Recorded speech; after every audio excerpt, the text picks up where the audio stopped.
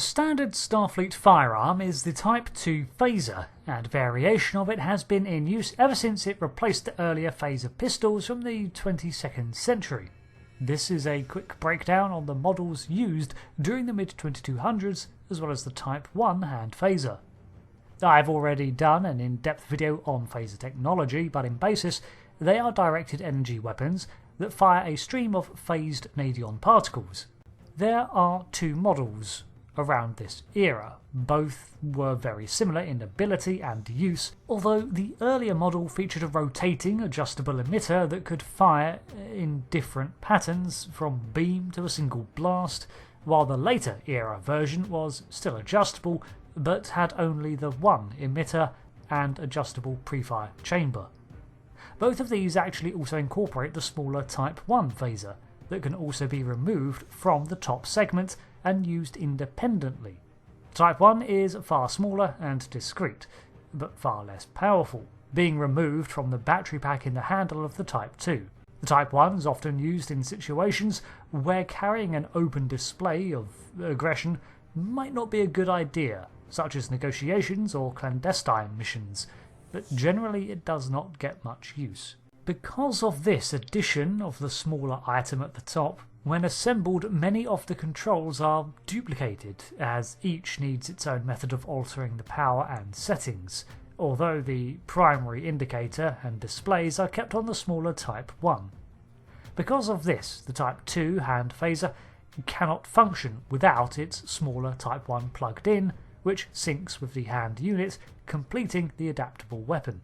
The Type 2 has 16 power settings, from the lowest, which can stun and disorientate the target, to complete and total vaporization.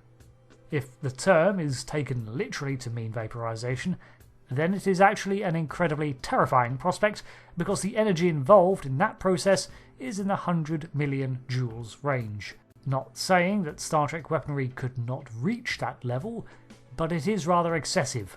So I suspect there is another effect at play here to do with the very nature of the phaser's unique energy signature and nadion-based particles, although it can reach 8,000 degrees Celsius. Alongside the power settings, there were a number of alternate firing modes, including a wide beam setting that could hit multiple targets, although it seems that the dispersion of this beam would dampen the power level. It can also be set to a very fine beam, creating a cutting implement or impart heat to an object without destroying it, which is a standard survival tactic for harsher climates. The power supply was kept in the hand grip and could be removed and recharged in the earlier 2250s model, but it seems to be a sealed-in unit on its successor. Later models continued this trend of coalescing the design, as by the 24th century there was no removable Type 1 phaser built into the two. The power unit of the hand phaser is not quantified on screen, but it is not insubstantial.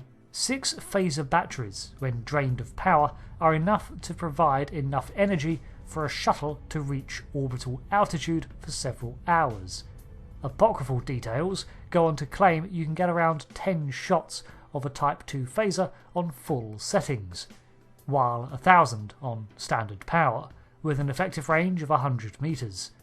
A Type 1 was a fraction of the power, with only 160 discharges possible before its battery was drained. Finally, a phaser can be set to overload by disabling its safety features and causing the power to build until it reaches an explosive level. The blast produced from such an overload is often enough to destroy a solid rock and break through the interior hull of a starship. The Type 2 phaser was generally stored in weapons lockers around a vessel or shuttle and handed out as part of standard equipment for an away team's missions. These devices are under lock and key, and only security personnel and authorised people can access them.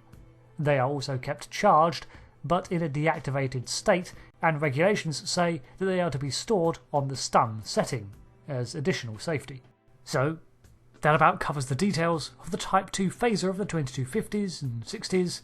Later designs reflected the style before becoming more curved designs shifting in the grip, but the overall technology was the same, just with greater adaptability and more refinements.